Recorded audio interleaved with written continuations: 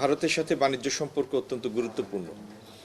আমরা আলাপ আলোচনা করেছি ভারত বাংলাদেশ বাণিজ্যের বিভিন্ন দিক, আগামী দিনে যেসব বিষয়ে বাণিজ্যিক ক্ষেত্রে দ্বিপক্ষীয় সহযোগিতার ক্ষেত্র উন্মোচিত হতে পারে, এই সমস্ত বিভিন্ন বিষয়ে আলাপ হয়েছে।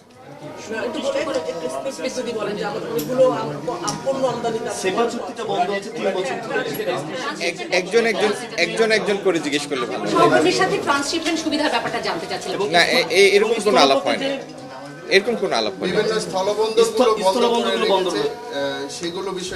স্থলবন্দর বিষয়ে আমরা আলাপ হয়েছে। স্থলবন্দরের ক্ষেত্রে সব বন্দর তো বন্ধ হয় নাই। বেনাপোল বন্দর এখনো খোলা আছে, বেনাপোল পেট্রাপোল বন্দর খোলা আছে। আর বাদবাকি বন্দরগুলি এবং বাণিজ্যিক সম্পর্ক যাতে ক্রমাগত দৃঢ় করা যায়, উত্তর বৃদ্ধি করা যায়, এই সমস্ত বিষয়ে সাধারণ আলাপ হয়েছে। ভারতীয় রাষ্ট্রদূত মূলত এসেছিলেন নতুন সরকারের একজন কর্মকর্তা হিসাবে, প্রতিনিধি হিসাবে আমাদেরকে অভিনন্দন জানাতে এবং পরিচিত হতে। এটি ছিল মূল উদ্দেশ্য।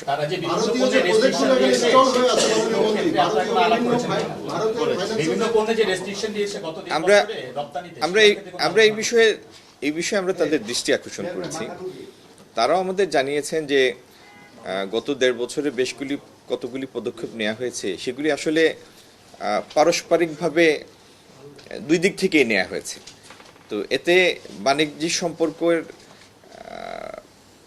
ক্ষেত্রে কিছু প্রতিবন্ধকতা তৈরি হয়েছে, এটা তো সত্য। যেমন বর্ডার হাট ছিল, বর্ডার হাট বন্ধ আছে।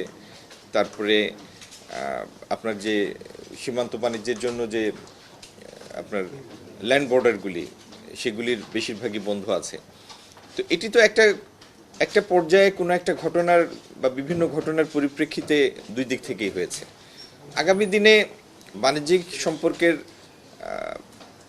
প্রসারের রাস্তা উন্মুক্ত হলে সেগুলিরও সমাধান হবে ইনশাল্লাহ।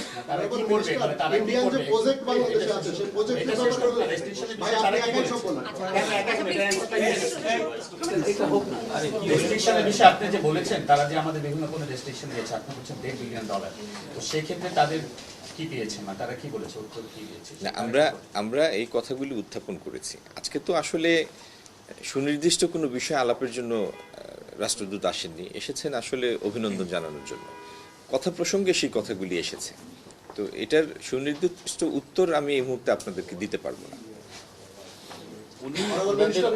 ঠিক আছে, সেই প্রজেক্টের যে টাকাগুলো ছাড় হচ্ছে না বা অনেক প্রজেক্ট স্টল হয়ে আছে, সেসব প্রজেক্টের ব্যাপারে কোনো আলোচনা হয়েছে কিনা?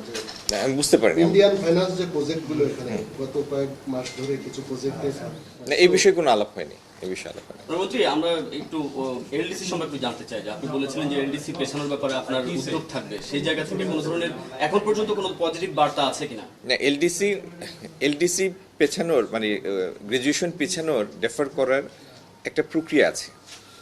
তো সেই প্রক্রিয়ার অংশ হিসাবে আমরা ডেফারমেন্টের জন্য চিঠি দিয়েছি, আমাদের ইআরডি চিঠি দিয়েছে। সেটি ইউএনের একটা সিস্টেমের মধ্যে দিয়ে সেটির উত্তরণ ঘটে। প্রথমে ইকোসোকে যায়, তারপরে যাই হোক, আমি ওই বিস্তারিত ব্যাখ্যায় যাচ্ছি না, সেটি প্রক্রিয়াধীন আছে।